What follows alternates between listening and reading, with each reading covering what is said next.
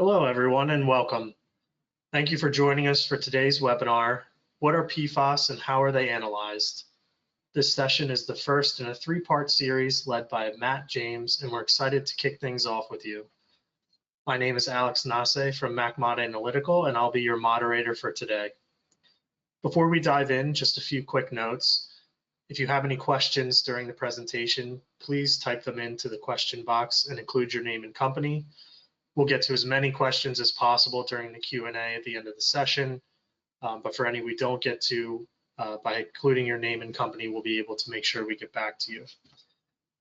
A recording of the presentation and the slides will be available on the MacMod website after the webinar, and we'll also send a follow-up email with the links, so don't worry if you think you've missed anything.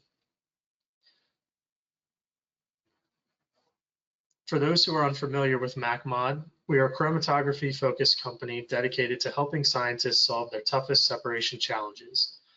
We not only supply high-performance columns and accessories, but also work closely with industry leaders to deliver the latest chromatography knowledge from white papers and technical reports to real-world application notes. Now it's my pleasure to introduce today's speaker, Dr. Matt James, Senior Research Scientist at Avantor Sciences. Matt earned his PhD from the University of Bristol and brings over 15 years experience across technical support, applications, and R&D, most notably with Hichrom, now part of Avantor. Recent focuses have been HPLC, UHPLC method transfer and translation, the use of solid core phases, development of next generation LC stationary phases, and the development of LC methods for key applications, such as the analysis of nitrosamines and PFAS by LC-MS. Matt, we're thrilled to have you today with us. The floor is yours. Okay, thanks very much for the kind introduction, Alex, and welcome everyone. Thanks for joining us for the webinar today. As Alex mentioned, this is the first of a three-part series focusing on the analysis of PFAS. So the intention throughout this series is to very much utilize and try and share some of the experiences that we have in our own application lab when working with PFAS. As many of you will no doubt be aware, they're a rather challenging compound class for a number of reasons, and whilst we're primarily going to be focusing on drinking water analysis, much of what we'll discuss in terms of the methodology will very much be applicable to other sample matrices as well. So to start, I just want to say a big thank you to MacMod for inviting me to speak today. MacMod are our authorized channel partner in the United States, and we've been working with them for many years now, and they offer a great level of technical expertise in supporting any kind of chromatography workflows. So just to quickly run through what we'll be covering in this three-part series, part one today focuses on some of the key background to PFAS analysis, so what they are, where they're used, and why we're interested in monitoring them. And then we're going to move on to discuss the key techniques for their analysis with a primary focus on LC-MS. In part two, on May 21st, we'll look at how we go about performing the analysis using LC-MS and some of the key considerations in developing methods. And then finally, in part three, we'll move on to the issue of background PFAS contamination in the lab. This is a key aspect of PFAS analysis, and we're presented with some perhaps more unique challenges compared to other assays, and the potential for sample contamination within the lab environment means that we have to take a number of very considered approaches to ensure the integrity of our analyses. So PFAS are a very broad range of synthetic fluorine-containing chemicals that have been widely used by humans since around the 1950s or so, and broadly we can classify them as being either polymeric or non-polymeric, and it's those non-polymeric PFAS such as PFOA and PFOS that we're going to focus on today. I thought a good place to start is with a definition of what PFAS actually are, as there's been quite a lot of discussion over the years as to how best to define or classify them, and this is an important point as we move towards regulating and restricting their use, as we need to ensure that we capture the chemicals that we need to restrict. At the current time, we tend to refer to the 2021 definition from the Organization for Economic Cooperation and Development, which states that PFAS are defined as fluorinated substances that contain at least one fully fluorinated methyl or methylene carbon atom, i.e. with a few noted exceptions, any chemical with at least a perfluorinated methyl group, a CF3 group, or a perfluorinated methylene group, a CF2 group, is a PFAS. So this is very clearly a very broad definition and doesn't just limit us to legacy PFAS such as PFOA and PFOS. And in fact, the OECD and the UN Environmental Programme in 2018 listed a little over 4,700 PFAS that are known or likely to have been on the market globally in the last few decades. In the US, the EPA maintains a database of PFAS compounds, which as of recently contained a little over 12,000 different compounds.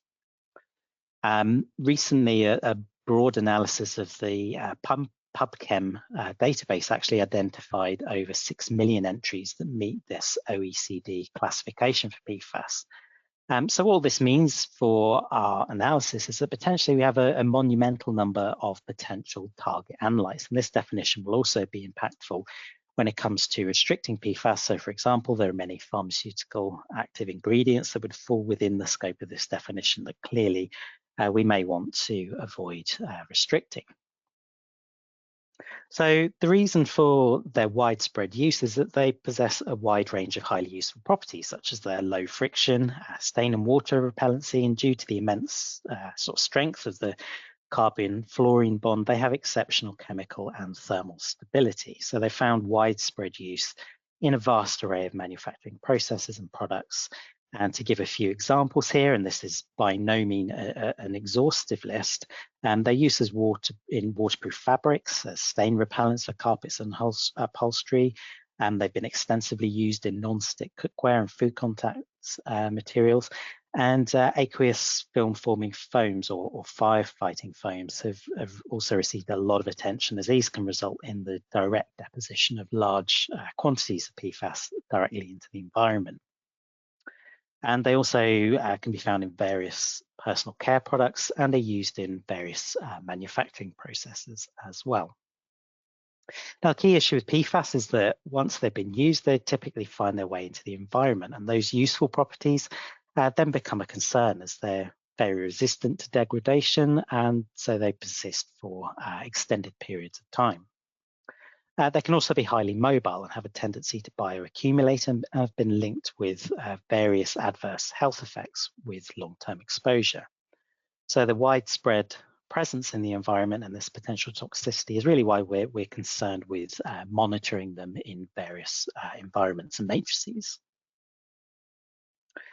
So this widespread use of PFAS has unfortunately left us in the situation where we have from a global perspective, a widespread presence of PFAS within the natural environment. And this slide summarizes some of the key routes by which PFAS can enter the environment and also result in human exposure. A great deal of research has been undertaken to understand how PFAS enter the environment and migrate through it, and also how they can bioaccumulate within biological systems. The waste infrastructure section has received a lot of attention, so wastewater treatment processes may not fully remove PFAS before discharging treated water. And additionally, leachate from landfill can be another important source. And it's also worth considering that the stability of PFAS compounds means that they can outlive other materials that they are used together with within products that enter the waste infrastructure. And so as those materials degrade over time, you have the potential for the release of legacy PFAS going forwards into the future. So once PFAS are in the environment, direct exposure to humans can occur, but we also have indirect exposure through the uptake and accumulation of PFAS in edible plants and accumulation within food chains. And in this respect, the aquatic environment is of particular concern. So why are we concerned about PFAS? Well, to date, relatively few PFAS have been well studied, but of those that have, most are considered to be moderately to highly toxic to humans. So the ability of that ability of PFAS to biomagnify and bioaccumulate is of great concern. Long-term exposure of PFAS has been linked with varying degrees of certainty to a wide range of adverse health conditions that are highlighted on the screen here. And to give an idea of the scale of the potential issues surrounding this, the Nordic Council of Ministers recently published that the annual health related cost of PFAS in Europe alone is estimated to be over 50 billion euros, which puts a scale on the potential issues here. So these concerns around PFAS in the environment and the potential impacts of human health means that PFAS regulations and the regulatory landscape has evolved considerably over the last few years, and indeed it continues to evolve. For us as analysts, the regulations really dictate the sensitivity that we require for our analytical methods. If we consider drinking water analysis, we very much require the ability to determine PFAS in the single-digit parts per trillion or nanogram per litre of water level and below. These drinking water guidelines have rapidly evolved, and in the US, for example, in April 2024, the EPA published the final national primary drinking water regulations for 6 PFAS, which state a maximum contaminant level for PFOA and PFOS of 4 parts per trillion with a goal of 0. And they also limit several other specific PFAS to 10 parts per trillion and place limits on mixtures of these PFAS as well. In the EU, there's a slightly different approach, which limits PFAS to similar levels, albeit using the summed limit of 100 parts per trillion for a list of 20 specific PFAS. Here in the UK, that list has actually recently been extended to a total of 48 specific PFAS. And we can also determine the total PFAS content, and that is limited to 500 parts per trillion. Of note is that many countries in the EU also apply additional parameters as well. So, for example, several countries place additional focus on 4 specific PFAS and limit those compounds to varying degrees as well. So to summarize here, overall, the regulations very much define the limits at which we as analysts need to determine PFAS at, and therefore dictate the analytical methods that we ultimately employ. So before we start considering how we go about analysing PFAS samples, I wanted to step back and just talk a little further about the structural diversity of PFAS. A little later today, and for the remainder of the webinar series, we're going to focus on analysis by LCMS. And before starting any LC method development, and this is not just limited to PFAS, it's very valuable to start by considering and appreciating the chemical structures and the physicochemical properties of our analytes, as these can really help us define and understand the analytical procedures that are required. So the diversity of PFAS compounds means that we're dealing with a large group of compounds with potentially somewhat different properties. So our analytical methods and also the way we process and handle our samples in the lab have to be sympathetic to this and be broadly applicable to enable accurate quantitation. If we start by considering perfluorocarboxylic acids, so these are saturated, fully fluorinated straight chain PFAS that terminate in a carboxylic acid functional group. At the top here, we have PFBA, which is a short chain PFAS, and at the bottom, PFTA, which is one of the longer chain PFAS we tend to encounter with water samples. The first thing to know is their pKa values. These are acidic compounds, so in solution will primarily exist in their negatively charged forms. If we now look at the log D values, these are a measure of the compound's hydrophobicity at pH 7. We can see that PFBA has a negative value, so is rather hydrophilic, whereas PFOA and the longer chain PFTA are significantly more hydrophobic. Now, one important thing to consider is that these longer chain compounds can be rather sticky, so we need to be very careful during sample preparation processes as they do have a tendency to stick to sample containers. So Typically, you'll find a lot of methods specifying quite a bit of detail how to wash those containers with organic solvent in order to ensure that you quantitatively transfer all of your target analytes. We'll also need to use sample diluents that contain fairly high percentages of organic solvents, and this can cause some issues with any chromatographic methods as well. Another practical point to mention at this stage is that we have potential for those sticky PFAS to adhere to containers when stored in the fridge as well. So it's important to make sure that any standard solutions, calibration standards, etc., are allowed to reach room temperature in a well mix or vortex before we use them.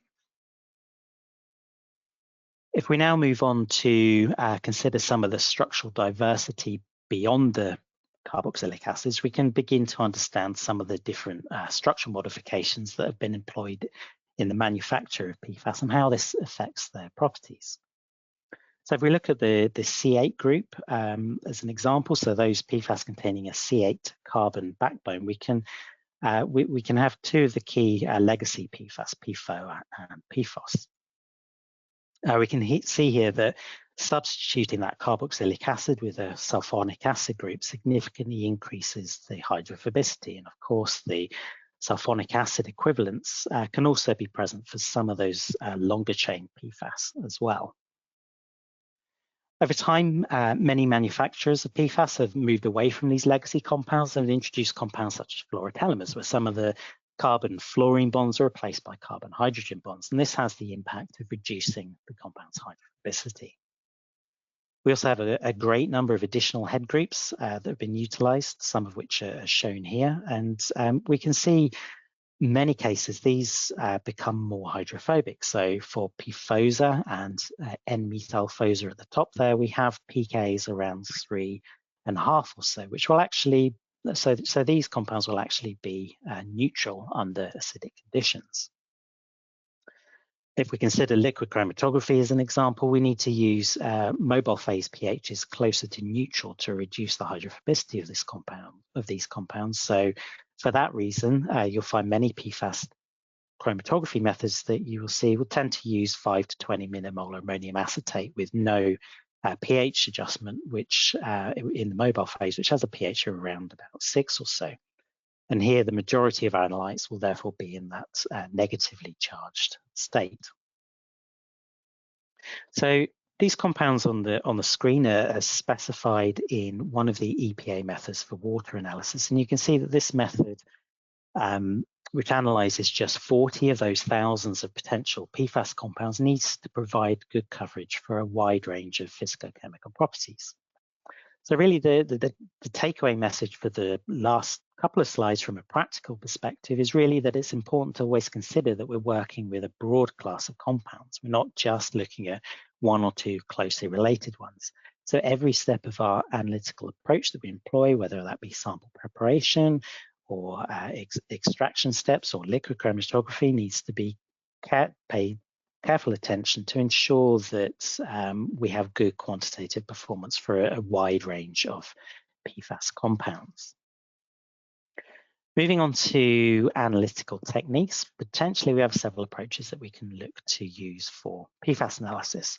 We could utilize total fluorine measurements. These are a very cost-effective and rapid approach and have very good coverage. So we'll give a reasonable proxy measurement for the total PFAS load of a sample.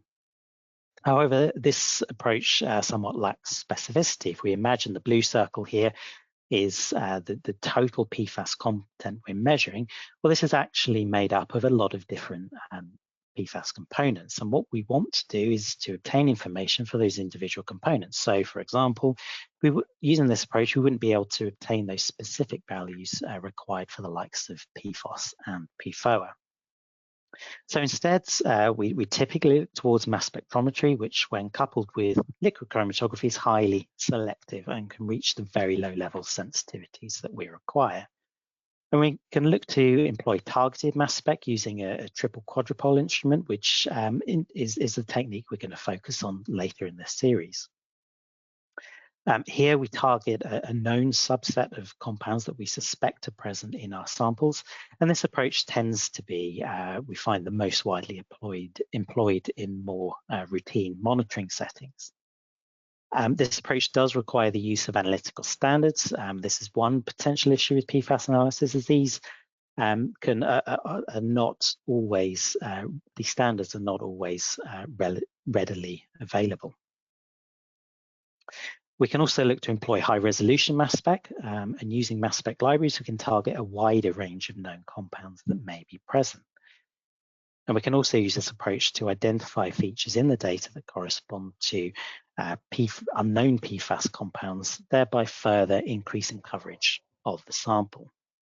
But this LC high-res mass spec approach tends to be more applied in research settings rather than more routine analysis labs. And finally, we can, of course, look to use GCMS, which can be useful for volatile PFAS, but tends to be less sensitive than LCMS. So it doesn't tend to be as widely employed. The requirements to achieve those high sensitivities and those low parts per trillion limits, or earlier, and so what we tend to find is that LCMS really tends to be the core technique used. In many cases, however, using LCMS itself isn't quite enough, so many methods will tend to incorporate a solid phase extraction for sample enrichment prior to analysis. And the reason for this is that we're looking to achieve those very low limits of detection, and so pre-concentrating our sample is an effective means to increase the sensitivity of our assays. In the example here, we take a 250 ml water sample, process it by SPE before finally reconstituting in 1 ml of solvent for analysis. So we achieve a 250-fold concentration of the PFAS in the original sample.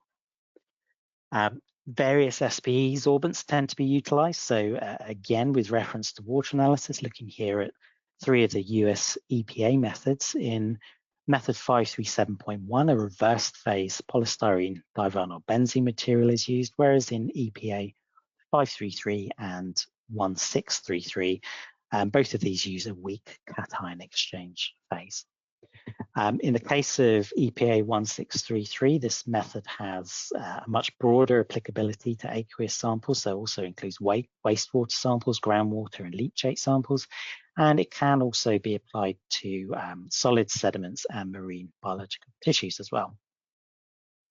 In the case of 1633, a graphitic carbon layer is also incorporated into the cartridge for additional cleanup as well.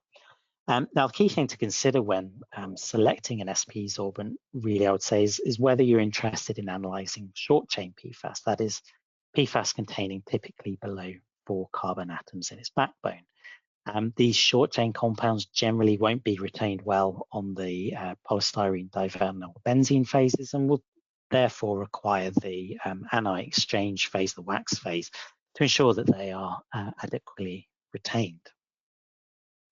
So to finish off today, we can pull all this together to demonstrate how LCMS combined with SPE can meet the low-level regulatory requirements that we saw earlier.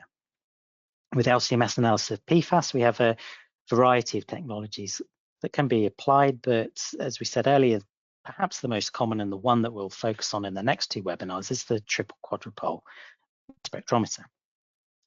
For this approach, we typically use electrospray ionization operated in negative ion mode, and this allows us to perform quantitative analysis of our target analytes with very high specificity and with exceptional sensitivity as well. And so analysis down at that part per trillion level, down into the parts per quadrillion level, are routinely achievable, particularly when we utilize solid phase extraction.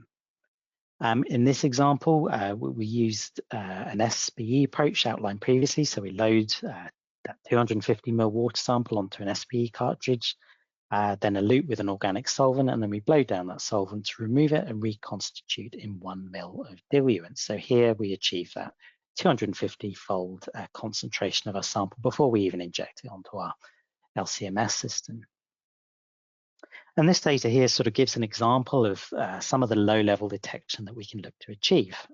This data was generated using EPA method 537.1 for drinking water, which you mentioned earlier, which utilizes that pre-concentration approach. And we can see at the top, we can readily detect PFAS at the 2 parts per trillion level, which is around those regulatory limits that we mentioned previously. If we take the concentration 10 times lower than that, we can still readily detect our PFAS. And if we go even lower, down to 20 parts per quadrillion at the bottom, we can still, in some cases, detect our target compounds. And as a final point to make here, in this example, we were able to achieve this using just a 1 microliter injection onto a 10 centimeter, 2.1 millimeter ID. So potentially injection volume can be increased to further reduce the method's detection limit. So to conclude, hopefully we've seen that PFAS are a very broad range of synthetic fluorine-containing chemicals, and they have had a wide range of useful properties. This means they've been extensively used in consumer products and industrial processes globally, and this has led to their widespread presence in natural and human environments. And concerns over their potential toxicity have therefore led to a large degree of regulation, or an increasing degree of regulation, which ultimately defines that we require very low level sensitivity for their determination, around about the parts per trillion or nanogram per liter level.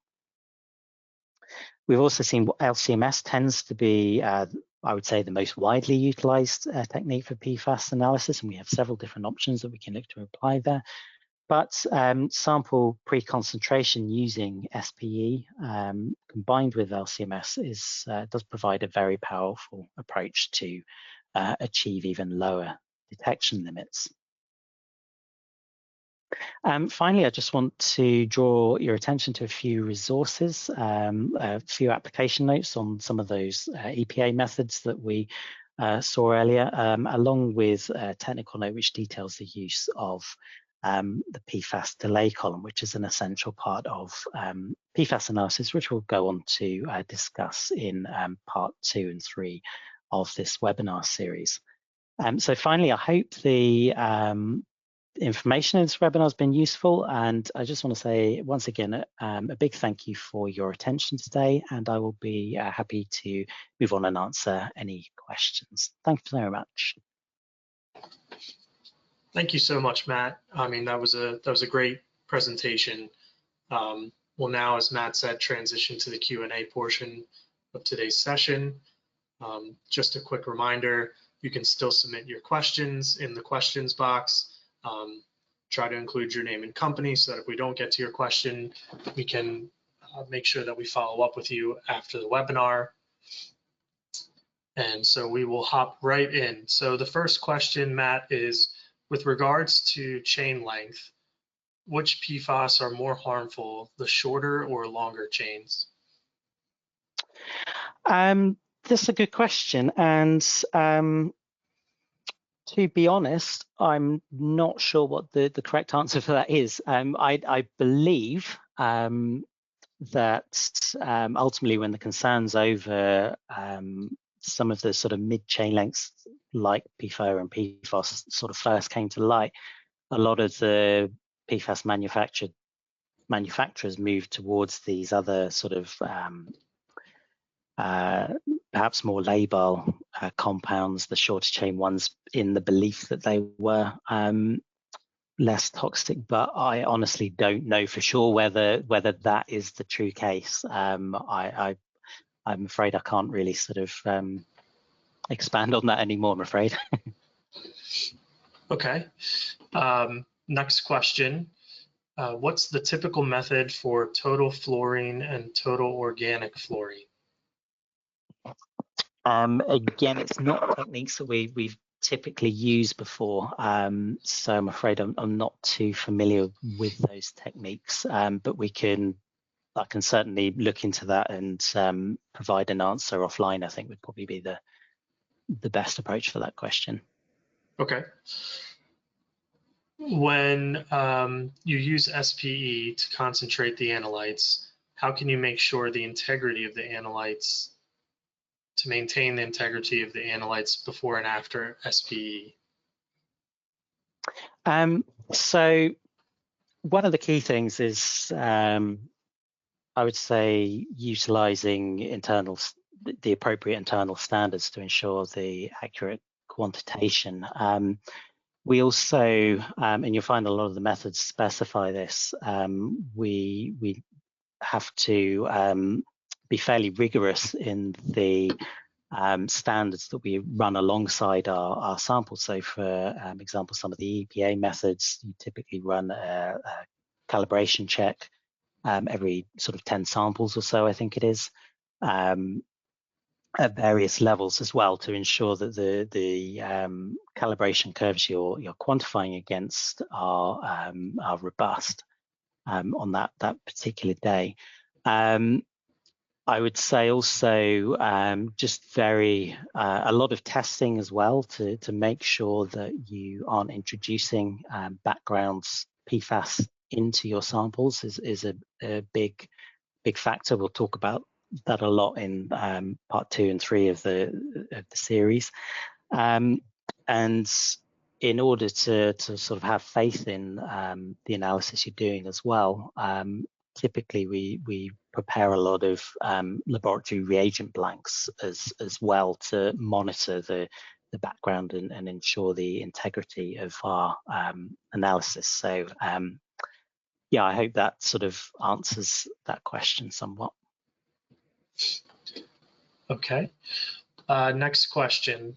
Have you heard or seen any correlation between the PFAS groups, like one showing up with another?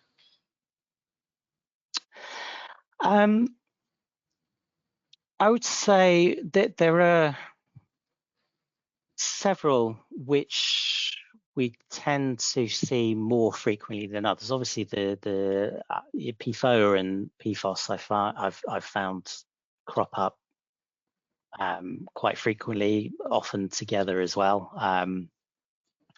PFHXA is another one, and PFBS too. I've seen crop up together quite a bit. I think what you tend to find is those PFAS that occur together, they do sort of have geographical trends really. So certainly you may find that one particular area you find one subset of PFAS, whereas geographically different region you might find completely different set of PFAS as well. Some of the fluorotelemers I've also come across quite recently as well, co-occurring with some of those other PFAS. So yeah, I think certainly in my experience there does tend to be a co-occurrence of several PFAS together within samples. Yes. All right. Have you noticed that PFAS get released more in bottled water that is frozen or in elevated temperatures? It's not something I've looked at specifically. My